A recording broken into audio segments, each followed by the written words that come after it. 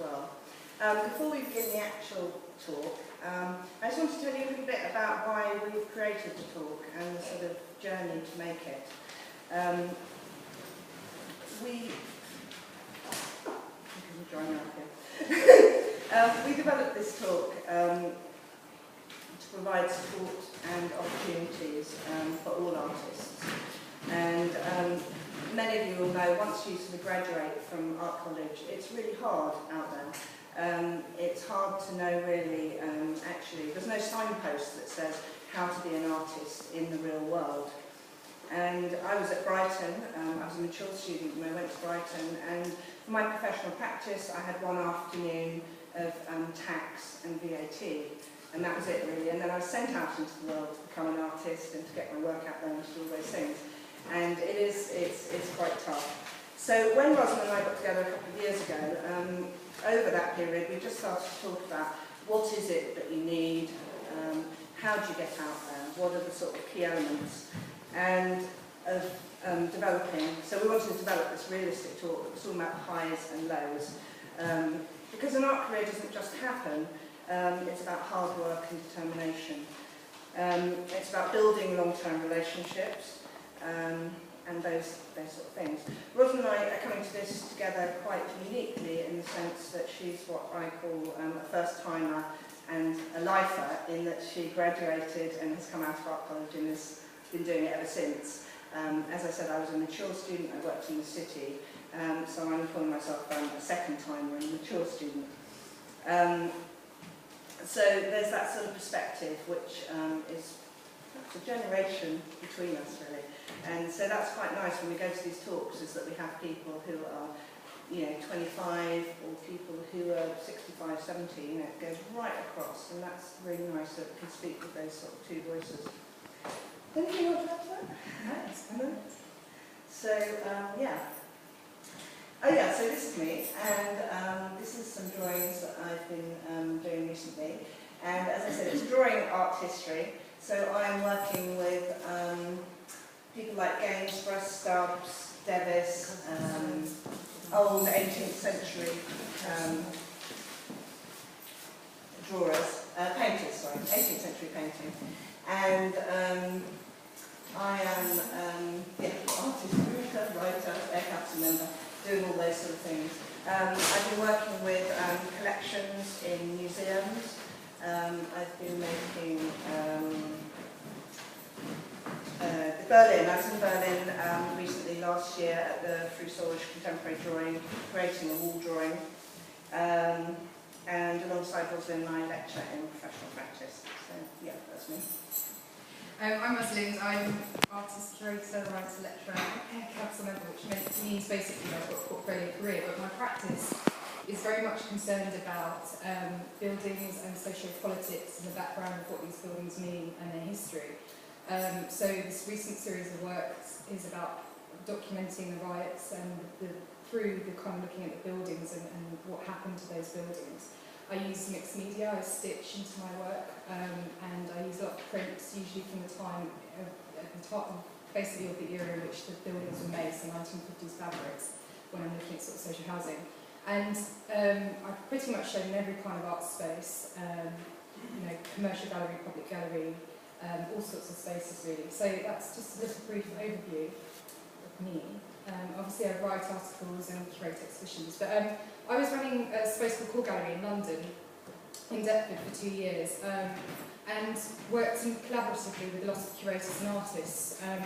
I didn't do fine art at Royal College of Art, which is where I graduated from. I did textiles, and so I was kind of launching into a world that with no real support or contacts or anything like that. So I spent a long time building those through various things, and this was sort of, I guess, the icing on the cake of sort of, I set up a space so I could learn from other artists. It was like an informal MA in painting or in the fine art really, because I was learning so much about other people's processes and also just honing my own skills, and just kind of led obviously to further jobs. And so it's a very experimental space. So I ran that for 2 years, and again, that's where we met, and we set up DIY Educate, coming together with my knowledge about professional practice and Annabel's knowledge about running artist talks, and also as peer critiques and tutorials. So sort of like an art school. but we don't like to, we're not a big fan of saying art school, but it's that sort of supportive network. And we also run seminars, sort of long half-day things, endurance tests for artists, but yes, we do that as well. And this is our programme, which you've got that's our programme. Which you'll see is already massively even more increased from last year. So, yeah. So, on to the actual talk. Yeah. It is literally the A to Z. So, what's the AIR? Air Council. We're going to get to that, but it's artist interaction and representation. There's a leaflet back as well. Okay, well, as I was saying, I found it really hard when I left art school. I was first at Hastings College, I did my foundation, and then I did an HMD. I'm very pleased to see one of my studio mates here today. And then I went off to the University of Brighton for 2 years. And as I said, we didn't get very much there, and I came out and I just thought, oh my God, I just don't know how to be an artist in the real world, and what do I do? And I was in Hastings, I wasn't in London like other people I knew where there seemed to be more things happening. So eventually I joined Claremont Studios, which some of you will know, and we started our own professional practice programme there called Talk About the Work, and we had artist talks, peer critiques, we had people like Rosalind coming, Elaine Warr, and Susan Collis, and they were very successful, well attended and everything, and I learned a lot from those. I did lots of things down here, and then when I felt like I couldn't do any more, I decided to move my practice to London, which was 3 years ago now. And yeah. And my experience was that I wasn't, as I say, in the fine arts department. So I already knew that I was leaving art school to be basically in a complete vacuum in a way. So I knew that before I was leaving, because I was painting in the textile department, and at times being told, you know, why are you doing painting in the textile department? But I was going over to be taught by the professor of painting, Brian Crowley. So he managed to sort of help my practice, but I was really aware that I wasn't just going to get handed anything on a plate, which a lot of people that went to Warr College think, hey, I just put up the show, so it comes, that's it, it's great. And it's not like that. I mean, it's like that for 1% of people.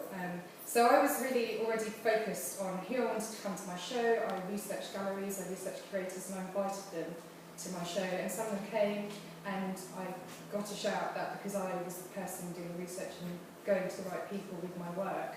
So I sort of had that whole thing beforehand, and that's how I've always been. It's like trying to drive my practice forward to the right people. And so it prepared me, but of course it was still completely like, oh my God. And actually doing this talk is so you don't have to waste 7 years of your life, or not waste, but you can kind of shortcut some things, yes, hopefully, that we had to learn ourselves. But that's what amazes me actually, is that you were at the Royal College knowing what to do. I was in Hastings, come out of Brighton not knowing what to do, and it was, you know, it was a great difference actually. So yeah, so be ambitious, be audacious, was the last slide. And that's what I did actually when I started to talk about the work programme, was that I raised the money, and we worked out it was £200 to get an artist to come from London down to Hastings to talk about their practice. And so with that money we were actually able to ask some really great people. So yeah. We're going to come back to building relationships. It's something that sort of constantly feeds your practice and sustainability. But has everyone got a business card? I'm presuming you all do. We get a little image on. Yes. Yes. So we'll swap them afterwards. Well, that's actually how we met. And I've got two quick stories about it. That was the business card we met with.